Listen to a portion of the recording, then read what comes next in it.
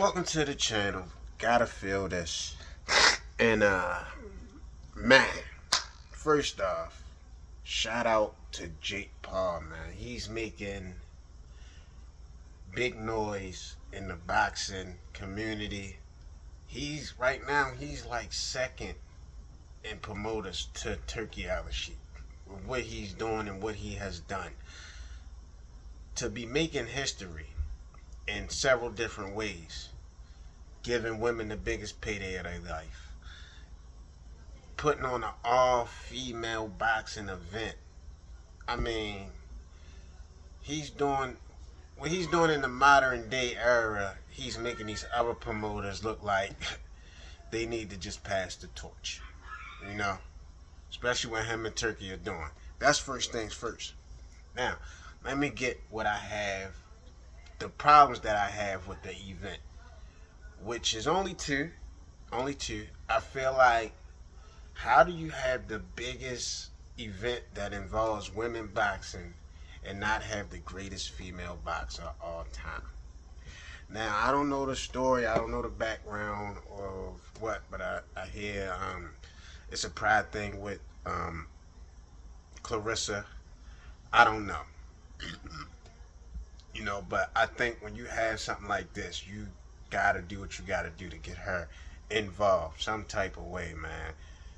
And I don't know if she was in attendance or not, but I think that was very unfortunate. They had the greatest female boxer of all time. I think that was the only mishap. Oh, and I think they could have had more female referees, more female commentators. Not so much as judges, but I think, female judges probably would have helped out a little bit more because they have a better understanding of women. But a fight is a fight. So, but after watching a lot of the fights, I feel like the women need 3 minutes. 2 minutes. I heard Clarissa Shields said it. Like once you start getting started and warmed up, it's like the round is over, and that's what it felt like watching Katie Taylor and Amanda Serrano. But I get it. It's probably not a lot of female referees who are on that elite level to be calling something like this, such an historical event. But I think, it would have been a perfect time to give them that opportunity, stuff like that. But I think I only watched one boxing match outside of Katie and Amanda. It was a clean sweep, that one. But Katie and Amanda, this third fight was very disappointing. Not gonna lie. Granted, they've been in two big wars. I can see why Amanda Serrano came out the way she did. She tried to go toe to toe with this woman twice, and came out with the short end of the stick. And I think her strategy probably would have worked this fight had Katie Taylor not also switched up her game plan. Both of them fought the same way, on the outside the whole time, jab heavy. It was very lackluster, but still, competitive. It was very easy to score this fight. Wasn't difficult at all. I think it's crazy because I think if Amanda Serrano would have fought how she fought the first two fights, this fight she would have won. And if Katie Taylor would have fought how she fought the first two fights, Amanda would have won also. But being as though both of them fought on the outside, it was it just didn't make for what we've seen already and probably what everybody expected. And I knew Amanda Serrano, for her to be down 2-0 already, and Katie to have all the belts, I knew she would have to pretty much almost dominate. Not really dominate, but she would have had to win substantially to win. I think she was in the case of, as people probably don't, some people don't like this statement, but you got to beat the champ to, become the champ. I think that's where she was at in this situation. Um, but other than that, great event. Oh, one more thing that I didn't like. I feel like with this being such a historical event, I feel like they should have had more grand entrances.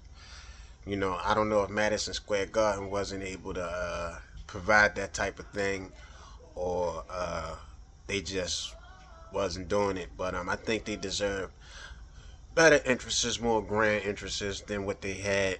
But other than that, man, like I said, I didn't see the whole event.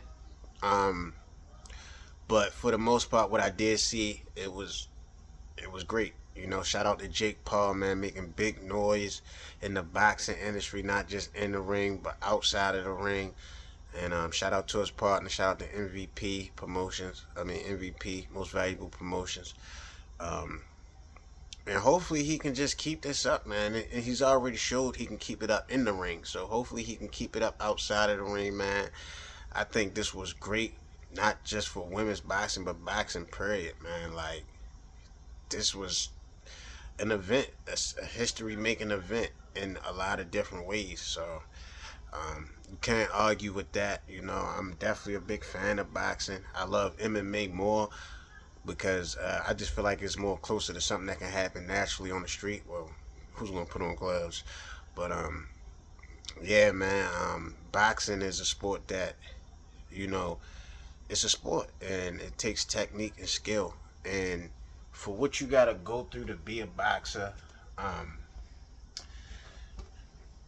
you know, they deserve to be paid substantially. And you know what it takes to be a boxer, man, is just very enduring and motivational. And you know, for to see women doing it also, man, at a high level, just gotta take your hat off to them, man. Spectacular event. Let me know what y'all thought, though. Do y'all feel like it should have been more female refs? Do y'all feel like it should have been more of a grand emphasis? Do y'all feel like Clarissa Shields should have been there? Do y'all feel like Amanda Serrano was robbed? Do y'all feel like if they would have fought differently in certain ways, who would have won? What would have won? Let me know what y'all think in the comments, man. Talk to me, I talk back. Uh, Other than that, you know, all the YouTube shit, like, subscribe, comment. Yeah, man, I'm out. You know what I mean? Shit.